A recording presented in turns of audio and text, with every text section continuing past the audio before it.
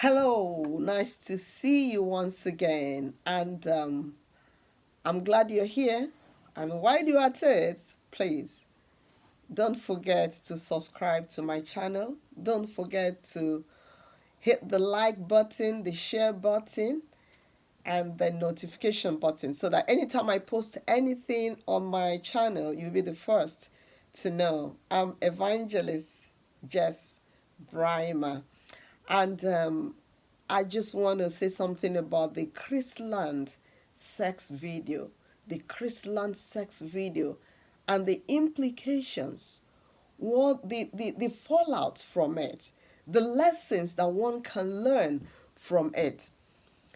I listened to some comments of people that made comments about the video, and they said, oh, for a 10-year-old girl to be that prolific in sex, oh my God.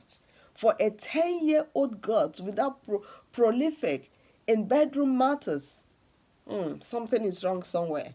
Some are even saying that it's possible there are adults that have been abusing her in the home or in the neighborhood. And, I remember when I used to do a television program. I called it Teenage Life, because my call is to youths and to teenagers and as well as singles. So I started this TV program,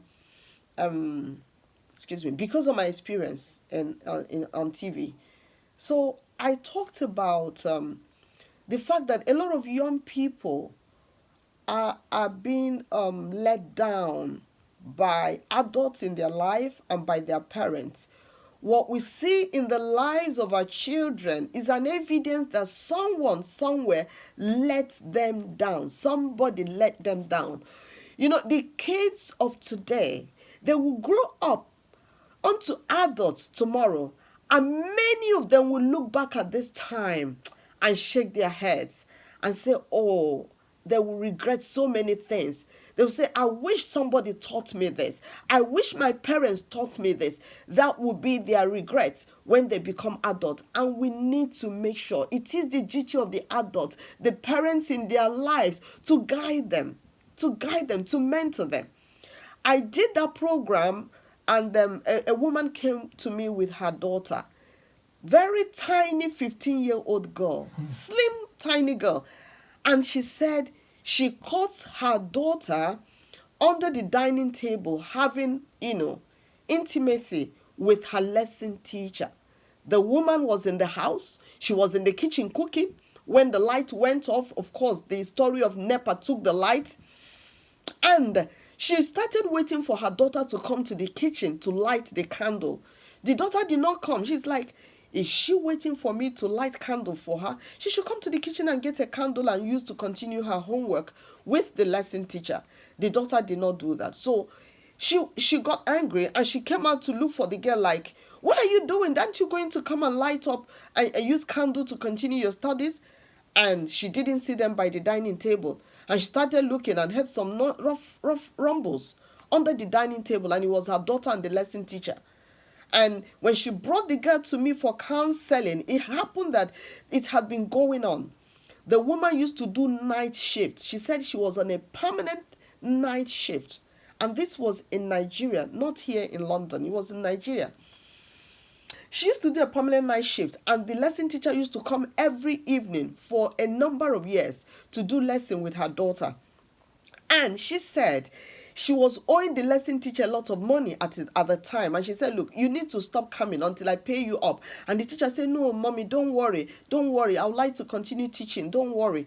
And she didn't know the teacher was being paid in kind by her daughter. So when she called them, she was so upset. She told me she wanted to use police to torture the man. I kept begging her, saying, no, you don't need to do that. It's your daughter. You have let your daughter down. Your permanent night shift left her at the mercy of this lesson teacher.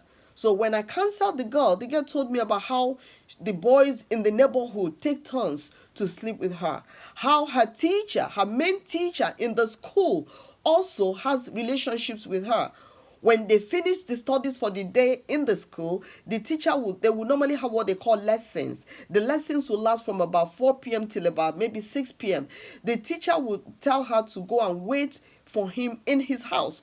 She wouldn't partake of the lessons. Then when they finish it, the teacher will just go and do whatever he likes with her in his house before he releases her to go home. The mother was oblivious of all this. And when the mother was speaking to me, she said the girl's father is so irresponsible, he sleeps with anything in skirts. At a time, she was even suspecting that the man could have been sleeping with the daughter. But after thorough investigations, the girl said no, nothing like that. Her father had never suggested that to her. But you see, this girl is also a victim of someone that let her down. Her mother let her down. Her father let her down. The teachers let her down. Both the lesson teacher and the teachers at home. So when I heard the story of how prolific a 10-year-old girl was in the porn video, in the sex romp, I knew that this is another victim of someone let her down. When I speak to parents, I tell them you cannot afford to shy away from this reality that these children are exposed to sexual matters at a very, very young age. It is your duty to guide them away from that. It is your duty. There are cases where the father is in the home and the father does not perform his fatherly duties. Or cases where the father and the mother are broken up and the child is in a single parent home and that child is not able to receive proper instructions from the parents. It's very bad. The children are now brainwashed into rebellion. The phone is there to lead them astray at will. You know, the phone, there's so much evil going on they can get from just through the phone. And they said this girl was using iPhone Pro 13 Max. Oh my word. Who gave her that phone? Somebody must have been taking advantage of her. Somebody must have been how do you put it now? You know, coaching her, you know, about those things. Somebody had been using her and making her know that, oh, there's nothing wrong with this. You can do it as much as you like. And that's my quarrel with liberals.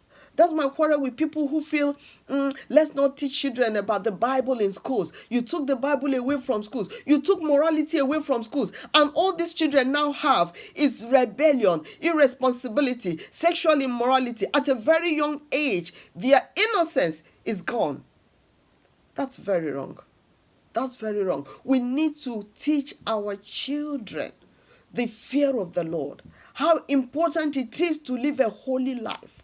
How important it is to avoid joining the rat race, because you're never a rat and you can never catch up with the rats. By the time you catch up to this level, they raise the bar. You catch up with it, they raise the bar. Children young girls joining gangs, young boys joining gangs. It bothers me, you know, the way we even raise the boy child. Everybody is putting the blame on this girl, how promiscuous she appeared in the video. But what about the boys that talked her into it? What about the boys? Yes, when we raise the girl child, we'll tell her, well, if this happens, you will get pregnant, you will drop out of school, and you know, you have everything to lose. The boys also have everything to lose.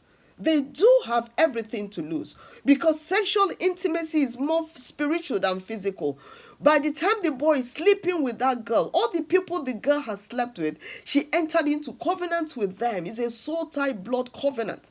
So by the time you sleep with that girl, you have also opened up yourself to those covenants of darkness, covenants with polluted powers, covenant with people who are demonized. You are also partaking of that covenant, and it can destroy your life.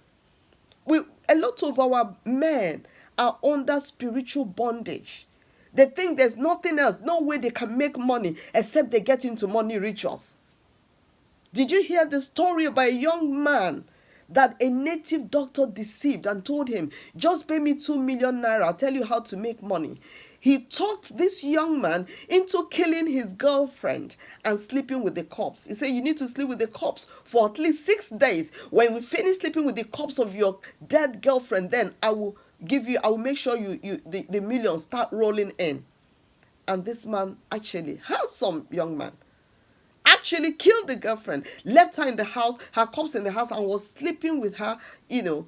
And on the 6th day, everything caught up with her. The last day, she was supposed to stay with the girl and then go to the native doctor and complete the whole ritual. At the time he was doing this with the girlfriend, he had killed her and he wouldn't sleep in the house. Of course, he wouldn't like to sleep with the cops in the house, but he still has sexual intimacy with the cops. How desperate, how useless is that? He was sleeping in the hotel, come home, sleep with her, go to the hotel and pass the night. But the smell started oozing out from there. The neighbors got worried and said, there's a smell oozing out. Where is this smell coming from? They did investigations and they eventually found out where the corpse was, in his flat. The policemen arrested him. The body has started decomposing. Just desperation for money.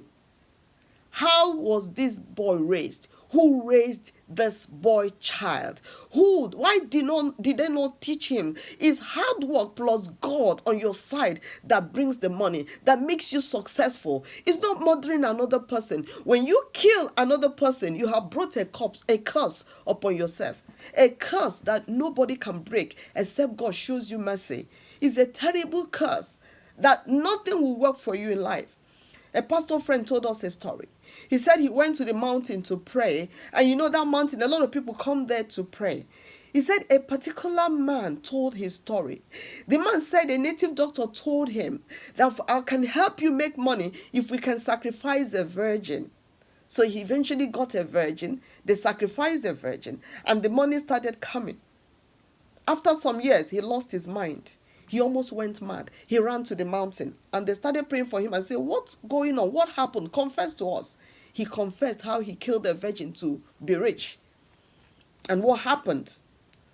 He did not know. The native doctor did not tell him that for the juju or the jazz or whatever you call it to be effective, to be potent, over the years, he needs to be sacrificing virgins on a regular basis. So the latest thing going on in Nigeria now is young girls, 16-year-olds, 17-year-olds, they're just being abducted and killed, just harvest their parts. They say it's the breast of a girl that has never sucked children, that's the breast that brings more money.